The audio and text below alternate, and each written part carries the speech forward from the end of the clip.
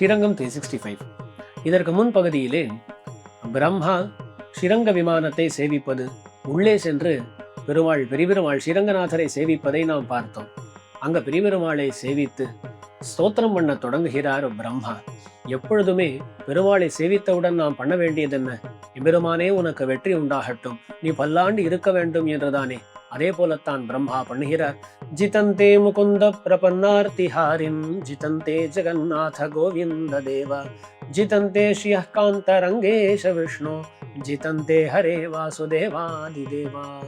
ஜிதந்தே ஜிதந்தே ஜிதந்தே, உனக்கு வெற்றி உண்டாகட்டும், உனக்கு வெற்றி உண்டாகட்டும் என்று பலமுறை சொல்லுகிறார்.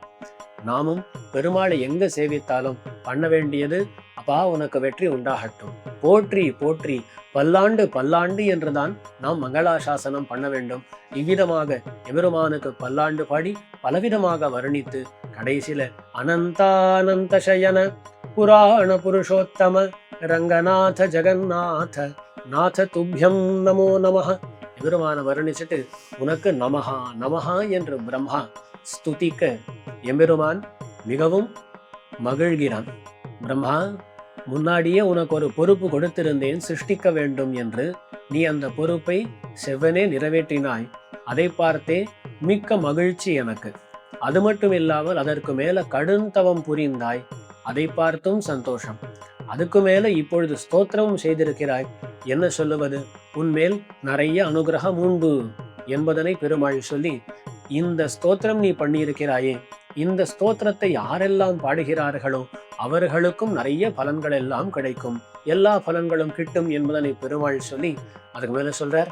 பிரம்மா, உனக்கு இந்த உருவமானது காட்டப்பட்டிருக்கிறது, இதுக்கு மேல உனக்கு ஏதாவது ஆசை இருக்கா, ஏதாவது வரம் வேண்டுமா என்று கேட்க, அப்போ பிரம்மா சொல்றார், வேற என்ன வேணும், அடியனுக்கு எந்த குறையும் இல்லை.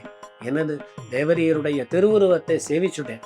இந்த திருமேனிக்கு எப்பொழுதும் திருவாராதனத்தை பண்ணி கொண்டு இருக்கும்படியான பாக்கியம் கிட்டினால் போதும், வேற ஒண்ணுமே வேண்டாம் என்று பிரம்மா சொல்கிறார்.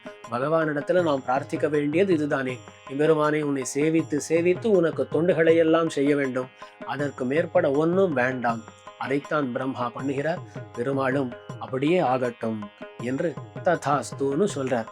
மேல பல விஷயங்களை சொல்றார் பெருமாள். அர்ச்சாவதாரத்தை பற்றி பேசுகிறார். என்னன்றதை வரும் பகுதிகளிலே நாம் பார்க்கலாம்.